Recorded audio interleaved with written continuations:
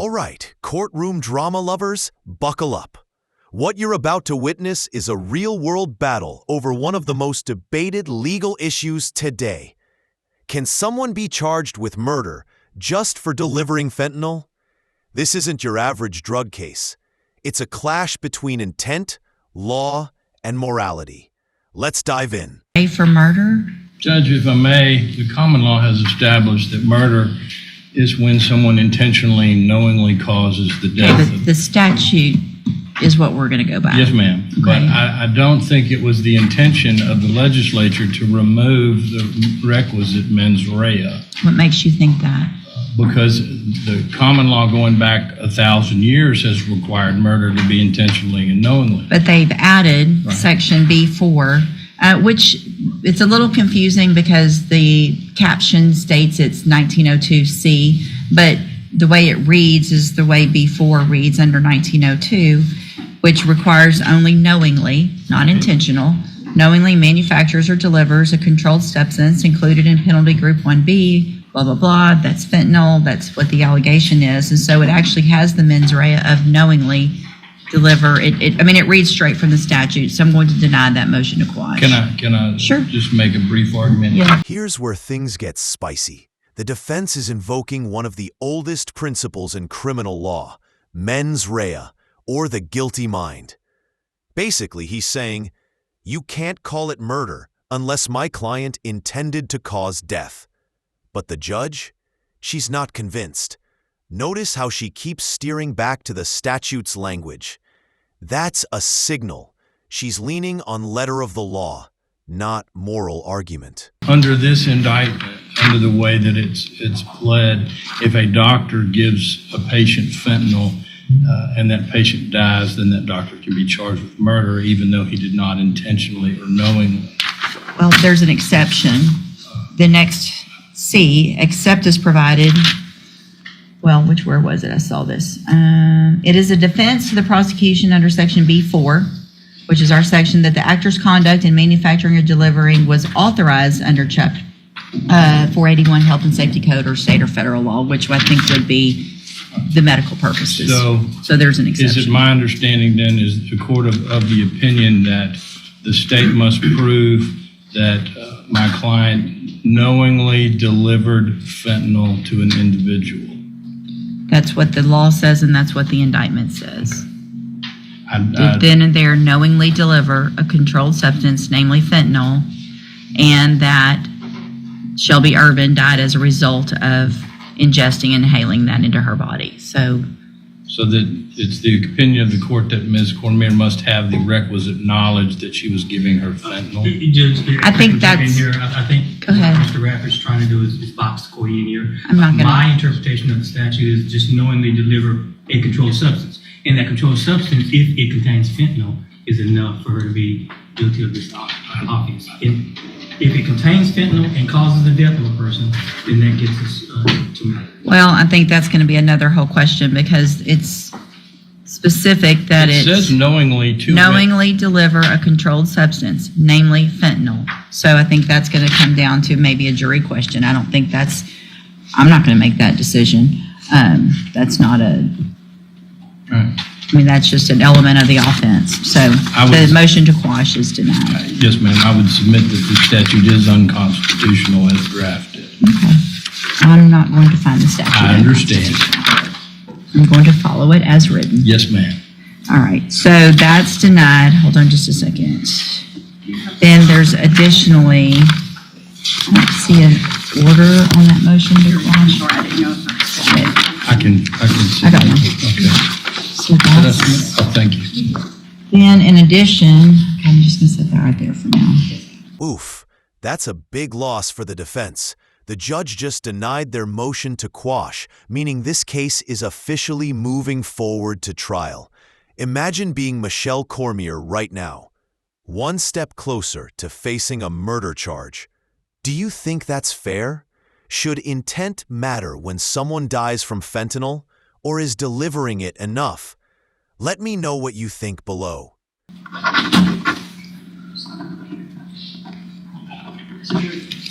Here's the order. Okay. Mr. Radford has also filed a motion to reduce the bond, which is currently, hold on a second, let me get to all that stuff. $500,000. Thank you, ma'am.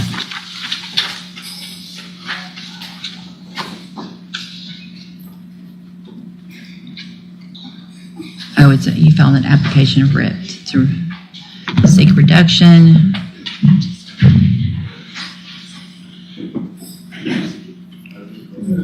Currently set at $500,000. Okay. Or do you plan on calling your client? Ma'am, the best you can, raise your right hand. Do you swear or affirm the testimony you're going to give in this hearing will be the truth, the whole truth, and nothing but the truth, so help you God? Yes, ma'am. Thank you. You may proceed. For the purposes of the hearing, this hearing only, we call Michelle Cormier on the issue of bond reduction. Can you state your name? Just so you know, once she's under, I don't let anybody go far, but if she's under oath, and I am allowed to take into consideration some of the underlying facts of the case. Yes, ma'am. We won't go far, but just don't want you to think that can't go there at all. Yes, ma'am. I Okay. understand. Can you state your name for the record? Michelle Lee Cormier. And you are the defendant? Now we shift gears. Watch how the tone changes. We're moving from law to life. This is the bond reduction hearing, where Michelle is trying to convince the court she deserves a lower bond. Pay attention to her voice. There's vulnerability here. It's one of those moments that blurs the line between justice and mercy. In this case, is this correct? Yes, sir. And your bond is currently set at $500,000, is that correct? Yes, sir. Can you afford a $500,000 bond? Yes, sir. Do you have assets in your name that you could liquidate to make a bond? My family does. Your family can help you? Have you talked to your family about possibly helping you with a bond? Yes, sir. And how much, what kind of bond do you think your family can come up with? 100,000 or less. 100. That's what all of them have told me. 100,000, you think they can make a $100,000 bond?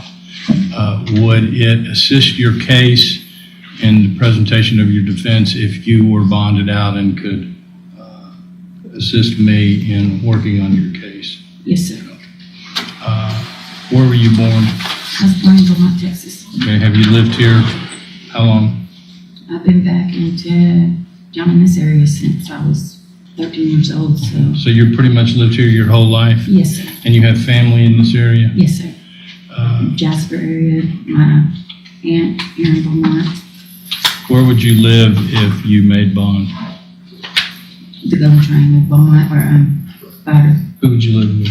My aunt, my 83-year-old aunt that comes and sees me, or my son and his grandma in Bader. My aunt lives here in Beaumont, off of Major Drive. If the court set conditions of your bond, including a GPS monitor and random drug testing, would you agree with that? Yes, sir, I sure will. What is your criminal history? Have you been to TDC before? Yes, sir, I went for burglary of habitation back in 2013. How much time did you serve? I made my first parole, and I served 2.5 on that 10 because they sent me to safety. And I successfully came off of parole July the 11th of 2023. That's a witness. I want to know, I think it's probably in this reply. What was Ms. Cormier in custody for Or theft, if I'm not mistaken, Judge. when this happened? Yes, Okay. ma'am. So the allegations here are that you were in custody for theft. Can I rephrase that?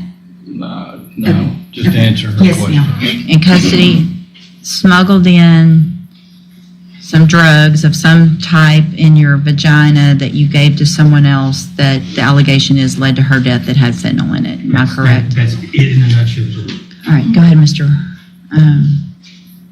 Coleman.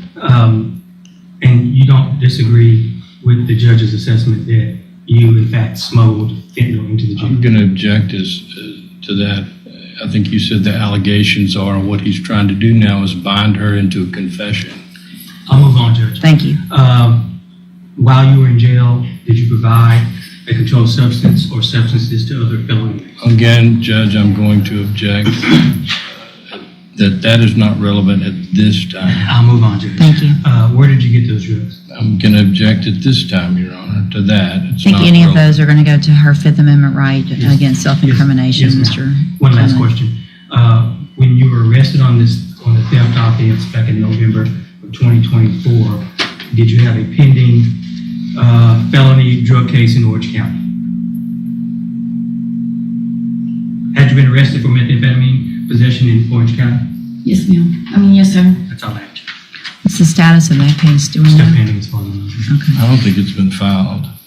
If it's orange, it could They're take- waiting on It could take drugs years. testing. Okay, anything else? No, ma'am.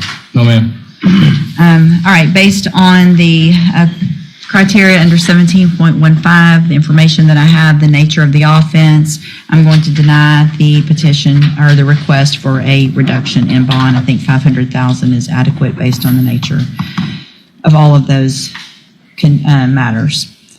All right, anything else then on this case? No, ma'am. Okay, we'll reset it for an announcement. Thank you. May I be excused? Yes, thank you. Judge, for the announcement purposes, I am waiting on a report from my expert, and I anticipate that will be early June. Okay, we'll just do a normal reset and we'll see where we are at that point. Thank you. You can go back with the bailiff. May I be excused? And there it is. Bond reduction denied. $500,000. For Michelle, that means more time behind bars waiting for trial.